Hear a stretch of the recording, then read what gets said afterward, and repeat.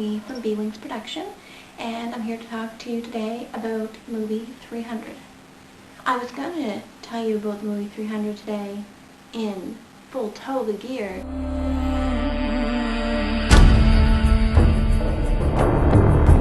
I'm the couch potato. It would be completely out of character for me to be anything but comfortable. 300 is a movie adapted from a graphic novel by Frank Miller and Lynn Bartley. The credit, of course, goes back to the Spartan. This review will contain what some people may consider to be spoilers if they're not familiar with their history books. You could consider it just a review of history with a little commentary on the video reproduction of an epic tale. The movie opens on the life of a Spartan, showing the true brutality and the logic used in life back then. Starting from childbirth, deformed babies would be discarded. And this could be viewed as logical from a completely unemotional standpoint, which is the point, because that's where Spartans stood. This opening scene already gained accuracy points for me. I'm going to break this movie down into two different types of points. Accuracy points, for when Hollywood didn't tweak it too much, and sexual appeal points. I'll even put feature points. That would be something that, I thought made the movie special. We already have one accuracy point for the opening sequence, where it educates you on the childhood as a Spartan. As the movie got into play, I had to deduct accuracy points for the frickin' mutants. The Persians were anything but mutants. In fact, they were pretty much anything but a threat. Their uniforms would have consisted of straw and wicker. Sure, they would have had swords and spears, but their shields were also wicker. That is, if they even had armor. Their main skill of defense was in long-distance fighting using arrows. When it came to hand-to-hand combat, they weren't very skilled at all. I had to give back an accuracy point for the fact that the movie kept that. The Spartans, on the other hand, would have been well equipped. They would have had a sword, a spear, a shield, cloak, and armor.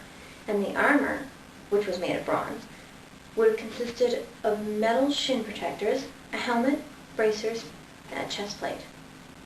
So to be fair, I had to deduct one accuracy point for the removal of the chest plate and the armor, as that would have played a key role in battling people. But I had to give one sexual appeal point for the exact same reason. Meow. Also, might I add, amazing use of zoom and speed and slow motion at the most opportune and quite often sexually thrilling moments.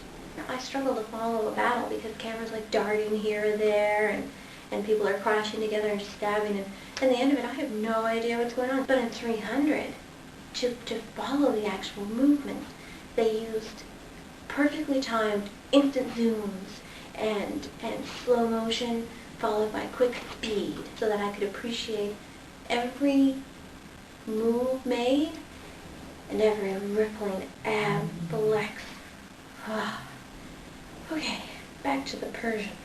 I had to deduct another accuracy point for the animals. Aside from the horses, they wouldn't have likely been featured in the army of the Persians at that time, because at that time Persia hadn't extended into the parts of Africa and Asia that would have had rhinos and elephants, so you can just forget about them.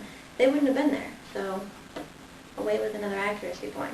To just say that King Leonidas instigated the war, I had to deduct accuracy points on that one too, because the war was actually a revenge war for Cyrus, who had actually lost a battle to the Greeks in Marathon. Okay, we seem to be getting a bit negative here, so I'm going to focus a bit on the fact that they emphasize throughout the whole movie that the Greeks weren't missionaries. It is true that the Greeks too did have slaves, but the men that actually fought there, those 300, weren't slaves, they weren't missionaries, they were patriots. And in the reverse, the Persians were missionaries, as is emphasized in the movie. Also, I'm going to give a feature point for the relationship between the trader and the king, because although there was no actual historic relationship between the trader and the king, It actually does teach you in their war methods very accurately. Although most of the points only go to the existence of the traitor, because they did keep him, I'd like to point out what a great job Miss Hetty did as the only female character to write home about. I mean, sure, you had the flailing woman in the mountains, but aside from that, you only really had one woman in Sparta that you go home from the movie and go, wow. She was very accurate in the depiction of women in Sparta as being strong and dominant and in control, because when it got right down to it, the men were off at war. Quite often, the Greeks were almost always fighting with each other, which left the women at home to take care of their children, who were to be the next warriors. So the women were the city most of the time. And have I yet mentioned the incredible contrast between the oh-so-masculine Spartans and their incredibly transgendered opponent Xerxes? That got a feature point for me. Hell, a sexual point. With the voice of Michael Duncan, a well-built body, and yet the mannerisms that cross between any cheerleader in Bring It On and Barbara Eden from I Dream of Jeannie. You want me to bring it? It's already been brought. Combined with his whole, I can grant any wish you have. All you have to do is bend down and suck the royal thumb. Thumb. Yes, thumb.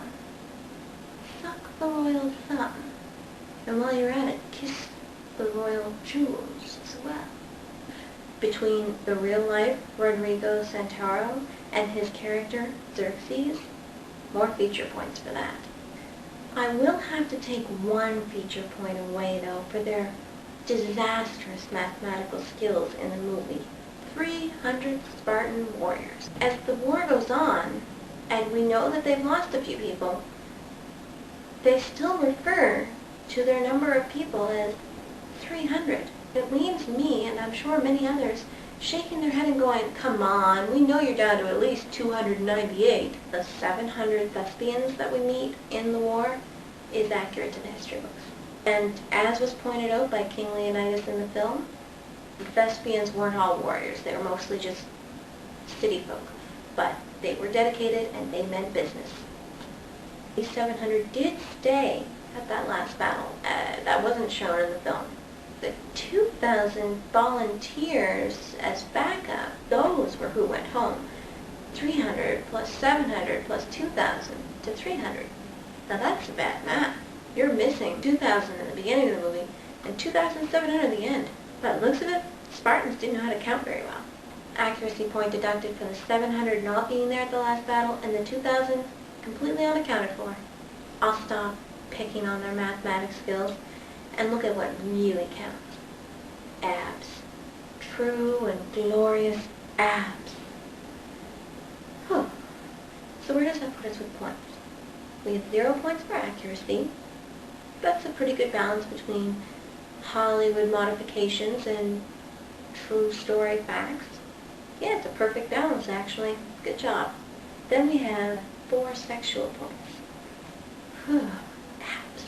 And we have 3 feature points, which gives us a grand total of 7 points, which when divided by your usual base 10 gives you 70%, which works out to be 3.5 stars. What are we missing? Oh, I know. How could I miss it? I've missed the most important thing in this movie. Abs. Abs. Abs. Abs. Abs. Abs. Abs. Abs. Glorious, glorious abs. I'm going to give 2 points. 1 for sex appeal. Raw sex appeal.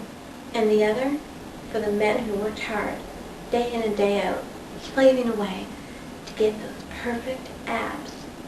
Well done, men. Well done. 9 out of 10, 90%, that's 4.5 stars from Bwings. This has been a Bwings production.